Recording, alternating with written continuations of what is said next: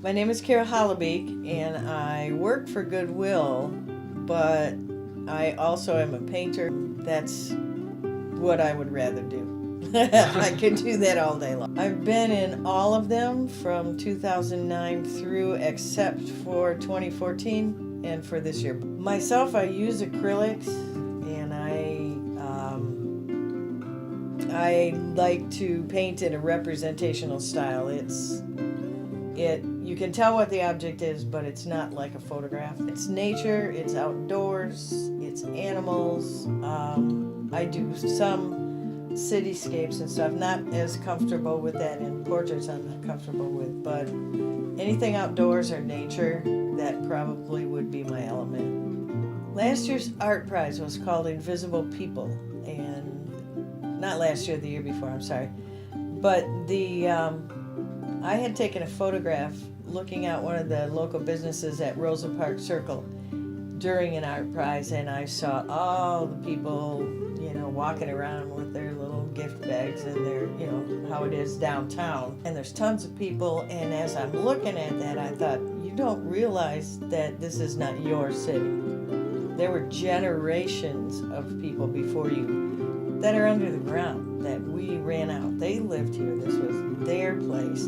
And so what I did was I painted that picture of all of the people, but then in string over top, I glued the portraits of Native people, the Ottawa and Chippewa, and who lived here. And I painted the string to match the background. So it's called Invisible People because if you stand back, you can't see that. All you can see is the people, enjoying ArtPrize and the people from today.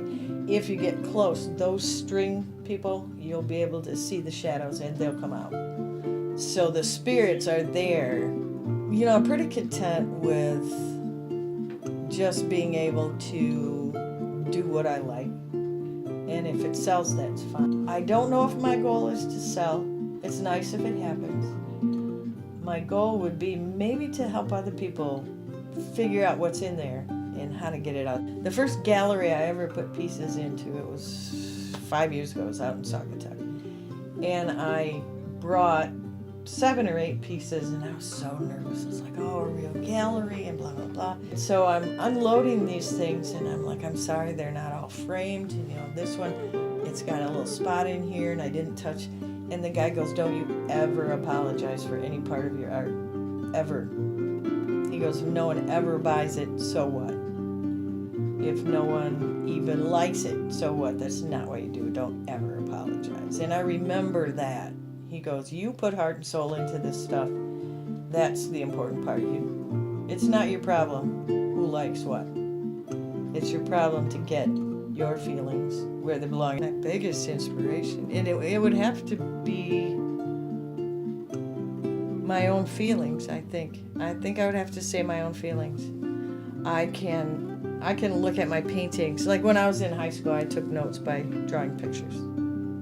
And I could tell by looking at the pictures exactly what was said. Got marked down for not doing the outline, but I can look at a painting and I know how I felt when I was doing that, even if it took hundreds of hours. This one was being painted when a marriage I was in was not good. I see the pain. That's why the colors got brighter than they were. Because there was a lot of turmoil, a lot of pain. Some other ones, I look at them and I'm calm because that's what I felt. So feelings and my work are, you can't separate them.